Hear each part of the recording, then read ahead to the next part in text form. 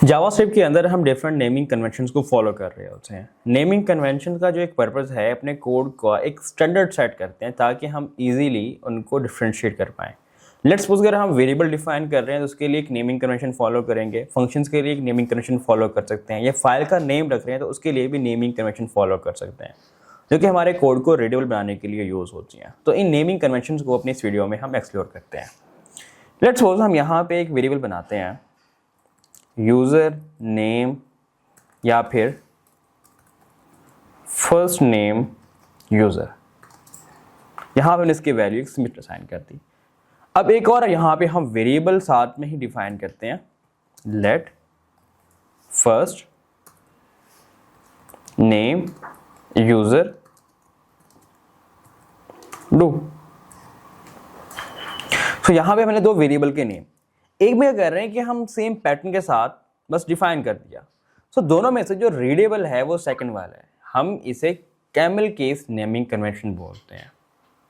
First हमारा जो word होता है वो स्मॉल होता है, उसके बाद हर आने वाला वर्ड है उसका पहला जो वर्ड होगा वो हमारा कैपिटल होगा। सो इस नेमिंग कन्वेंशन को कैमल केस हम कहेंगे। सेकंड, अगर हम सेम को दोबारा डिफाइन करें, first underscore name underscore user, और इसे कोई वैल्यू असाइन करते हैं। सो ये भी हमारा कोड वेरिएबल अब ज़्यादा रीडेबल है, बट इस नेमिंग कन्वेंशन को हम स्नैक केस बोल रहे होंगे। स्नैक केस क्यों?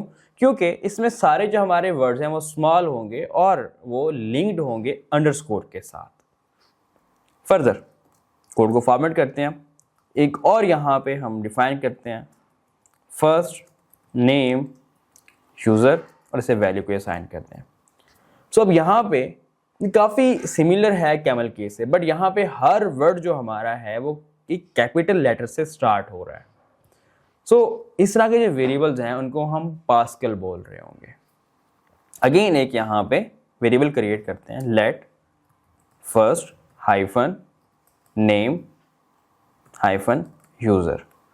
सो इस तरह के जो हमारे नेमिंग कन्वेंशन है वो फाइल नेम के लिए फॉलो हो रही होंगी। तो यहाँ पे हम इस तरह का वेरिएबल डिफाइन नहीं कर सकते, बट ये हमारे फाइल नेम के लिए यूज़ होंगी, तो इन्हें हम कबाब केस नेमिंग कन्वेंशन बोलते हैं। तो कुछ नेमिंग कन्वेंशन हैं जो कि अपने कोड को स्टैंडर्ड बनाने के लिए उसको हम यूज़ कर रहे होंगे। लेट्स सपोज कि हमारे पास कोई कांस्टेंट अरे है या डमी डाटा है, तो उसके लिए हम पास्कल नेमिंग कन्वेंशन को फॉलो करेंगे।